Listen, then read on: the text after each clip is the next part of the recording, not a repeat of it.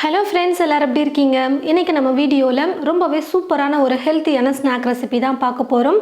அதாவது ஒரு கப் பாசிப்பருப்பு இருந்ததுன்னா போதும், உடனே இந்த ஸ்நாக்கை நீங்கள் வந்து வீட்டில் ட்ரை பண்ணிடலாம். அவ்வளோ சூப்பராக இருக்கும், நல்லா டேஸ்டியாக இருக்கும் சாப்பிட்றதுக்கு.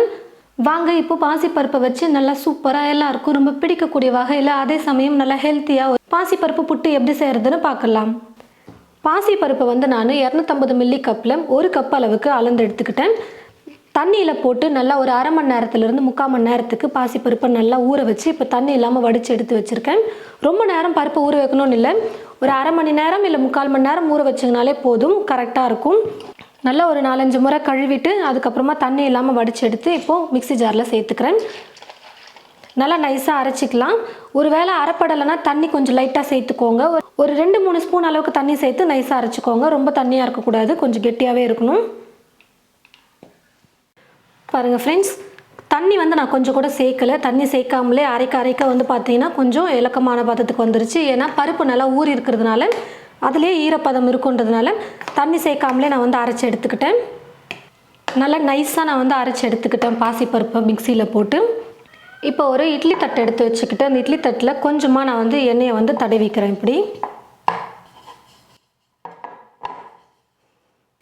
எண்ணெய் தடவுனதுக்கப்புறமா நம்ம அரைச்சி எடுத்து வச்சுருக்கிற இந்த பாசிப்பருப்பை இந்த மாதிரி ஒவ்வொரு குழியிலையும் நம்ம மாவை சேர்த்துட்டு இட்லி எப்படி நம்ம வேக வச்சு எடுப்போமோ அதே மாதிரி இப்போ பாசிப்பருப்பை வேக வச்சு எடுக்க போகிறோம். முதல்ல ஒரு 15 நிமிஷம் நீங்கள் வந்து வேக வைங்க. நல்லா மாவு வெந்துருச்சுன்னா 15 நிமிஷத்துலேயே நீங்கள் எடுத்துருங்க. ஒருவேளை வேகலைன்னா இன்னும் எக்ஸ்ட்ரா ஒரு 5 நிமிஷம் கூட நீங்கள் டைம் எடுத்து குக் பண்ணிக்கோங்க. எப்போவுமே இட்லி பாத்திரத்தில் தண்ணி ஊற்றி வச்சதுக்கப்புறமா உடனே வந்து நீங்கள் இட்லி தட்டை வைக்கக்கூடாது. நல்லா தண்ணி கொதிச்சதுக்கு அப்புறமா தான் நம்ம எடுத்து தட்டு உள்ளே வச்சுட்டு வேக வைக்கணும். இப்போ மூடி போட்டு மூடி வேக வச்சுக்கலாம். நான் வந்து 15 நிமிஷத்துக்கு நல்லா வேக வச்சு எடுத்துக்கிட்டேன். லைட்டாக தண்ணியில் கையை நனைச்சிட்டு இப்படி தொட்டிங்கன்னா ஒட்டாமல் இருக்கும். நல்லா ஒட்டாமல் வந்துச்சுன்னா பாசிப்பருப்பு நல்லா வெந்து வந்திருக்குன்னு அர்த்தம். இப்போ நான் வந்து ஸ்டவ் ஆஃப் பண்ணிடுறேன். நல்லா வெந்து வந்துருச்சு. கொஞ்சம் கையில் தொடுற அளவுக்கு சூடு குறையட்டும், அதுக்கப்புறமா நம்ம எடுத்துக்கலாம். பாசிப்பருப்பு நல்லா சூடு ஆறத்துக்குள்ளே நம்ம வந்து வெல்லத்தை கரைச்சி எடுத்துக்கலாம். பாசிப்பருப்பு எடுத்த அதே கப்பில் 3/4 கப் அளவுக்கு நான் வெல்லத்தை நல்லா பொடியாக இடித்து எடுத்து வச்சுருக்கேன். வெல்லம் கரையிறதுக்காக மட்டும் தண்ணி சேர்த்துக்கிட்டால் போதும், ரொம்ப அதிகமாக சேர்க்கக்கூடாது. அதாவது ஒரு 2-3 ஸ்பூன் அளவுக்கு தண்ணி சேர்த்தா போதும். இப்போ ஸ்டவ்வை பற்ற வச்சுக்கிட்டு வெல்லத்தை கரைச்சிக்கலாம். வெல்லத்தில் நிறைய தூசிக்கல் அதிகமாக இருக்கும், அப்படிங்கிறதுனால நம்ம முதல்ல வெல்லத்தை கரைச்சிட்டு அதுக்கப்புறமா வடிகட்டி சேர்த்துக்கலாம்.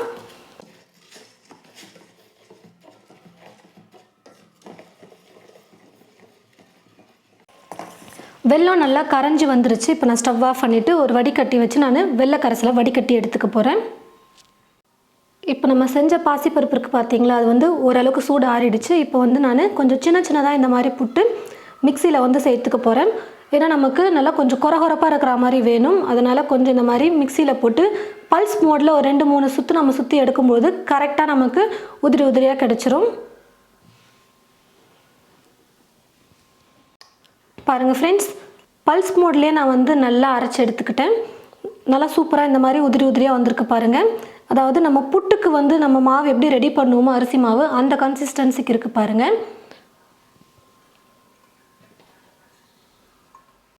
இப்போ வந்து பார்த்தீங்கன்னா ஸ்டவ்வை பற்ற வச்சுக்கிட்டு ஸ்டவ் மேலே ஒரு கடாய் வச்சுருக்கேன்.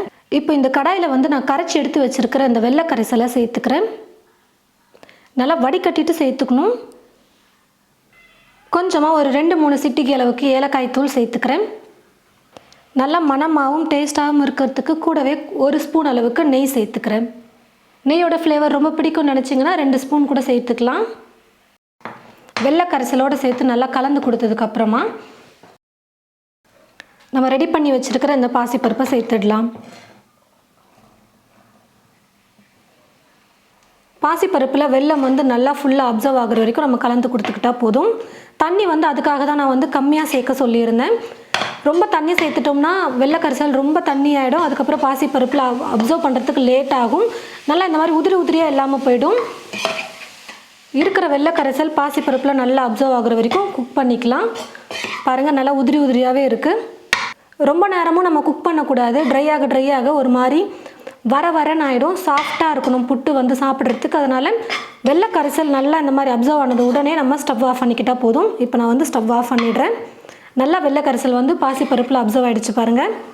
இப்போ நான் ஸ்டவ் ஆஃப் பண்ணிவிட்டு இது கூட கடைசியாக கொஞ்சமாக தேங்காவை துருவி எடுத்து வச்சுருக்கேன். அந்த தேங்காய் துருவில் சேர்த்துக்கிறேன். ரொம்பவே டேஸ்டியாக அதே சமயத்தில் நல்லா ஹெல்த்தியாக ஒரு ஸ்நாக் வந்து நம்ம ரெடி பண்ணிட்டோம் பாருங்கள். நல்லா உதிரி உதிரியாக புட்டு எவ்வளோ சூப்பராக வந்திருக்கு பாருங்கள். இந்த ஸ்நாக் நல்லா பர்ஃபெக்டாக வர்றதுக்கு ஒரே ஒரு டிப்ஸ் தான். அதாவது பாசிப்பருப்பை நம்ம இட்லி பாத்திரத்தில் வேக வைக்கும்பொழுது நல்லா வேக வச்சு எடுத்துக்கோங்க. எந்த அளவுக்கு நல்லா வெந்து வருதோ சாப்பிட்றதுக்கு நல்லா இருக்கும். வேகலைன்னா பச்சை மாவை சாப்பிட்ற மாதிரி இருக்கும். இந்த ஒரு டிப்ஸை மட்டும் நீங்கள் கரெக்டாக ஃபாலோ பண்ணிக்கிட்டிங்கன்னா போதும். நல்லா சாஃப்டாக உதிரி உதிரியாக சூப்பராக இந்த மாதிரி பாசிப்பருப்பு புட்டு செஞ்சிடலாம். புட்டு செஞ்சுட்டு நல்லா சுட சுட ஒரு பிளேட்லேயோ இல்லை ஒரு பவுல்லையோ நீங்கள் இந்த மாதிரி சர்வ் பண்ணிவிட்டு மேலே லைட்டாக அழகுக்காக சர்க்கரையை கொஞ்சம் இப்படி தூவிட்டு, இது வந்து ஆப்ஷனல் தான், கொஞ்சம் லைட்டாக இப்படி தூவிட்டு அதுக்கு மேலே கொஞ்சம் துருவன தேங்காவை இதுக்கு மேலே சேர்த்துட்டிங்கன்னா பார்க்கவே அழகாக இருக்கும். சாப்பிடும்பொழுது மிக்ஸ் பண்ணி அழகாக சாப்பிட்டுக்குவாங்க. ரொம்ப சூப்பராக இருக்கும். நீங்களும் இது போல் உங்களுடைய வீட்டில் ஒரு கப் பாசிப்பருப்பு இருந்தாலே போதும். வீட்டில் இருக்கிறவங்க எல்லாரும் நல்லா ஃபுல்லாக சாப்பிடக்கூடிய அளவுக்கு சூப்பராக புட்டு வந்து ரெடி பண்ணிடலாம். கண்டிப்பாக ட்ரை பண்ணி பாருங்கள். ட்ரை பண்ணி பார்த்துட்டு எப்படி இருக்குன்னு சொல்லிட்டு மறக்காமல் கமெண்ட் பாக்ஸில் வந்து கமெண்ட் பண்ணுங்கள். இந்த வீடியோவை மற்றவங்களுக்கும் ஷேர் பண்ணுங்கள். இது போல் நிறைய ரெசிபீஸ் பார்க்க தமிழ் ஃபுட் மசாலா சேனலை மறக்காமல் சப்ஸ்கிரைப் பண்ணிக்கோங்க. கூடவே பக்கத்தில் இருக்கிற பெல் ஐக்கானை கிளிக் பண்ண மறந்துடாதீங்க. தேங்க்யூ.